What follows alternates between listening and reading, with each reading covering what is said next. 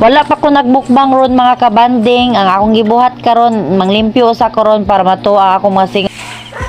Good exercise ron po ni mga kabanding kay panington man ta exercise tayo sa kabuntagon.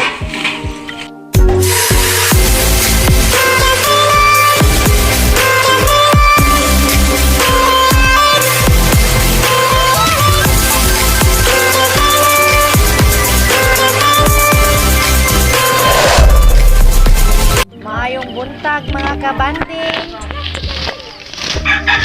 Sayo data ng limpyo karon mintras wala pa ang kainit sa adlaw, wala pa siya mosidlak ng limpyo kog sayo kay murag sagbot na kayo ang palibot kay taas na kayo og mga sanga ang mga bomber, so ako ang pamutlon. Mao ni siya ang atong saging saluyo nato nga sobra taw ni sa bagyo, mao pag kuan panurok sunod buwan ani pohon kakaon na ta sa ato ang saging.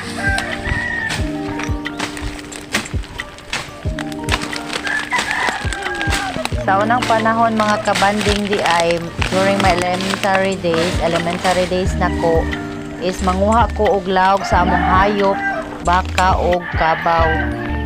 Swerte ang akong mga manghod, wala sila kasuway ani akong experience kay ako ra man ang kinagwangan, so ako jud ang mahato sa trabaho. Out ko sa akong mga sis nga wa ka paglawg Jana, Joy ug May, wa jud mo ka paglawg mga sis.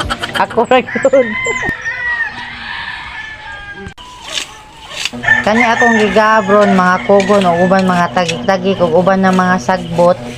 Pwede ra ni nato siya ilawg sa atong mga hayop po natay mga hayop. Wala makoy hayop, o ako aran ni siyang ibutang diri sa yuta. Mahimo ra gyapon ni siya nga fertilizer. Dali ra kaning galbon mga kabanding sa kinsa to naka suway og naay mga kahayupan. Dali ra kani siya nga galbon basta hait lang kay imong sang.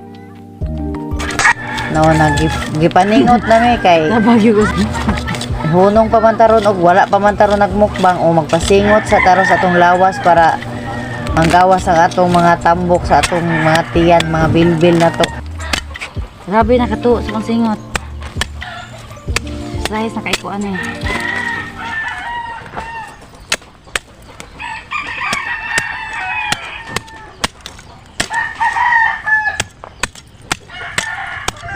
Ang ni dagon na.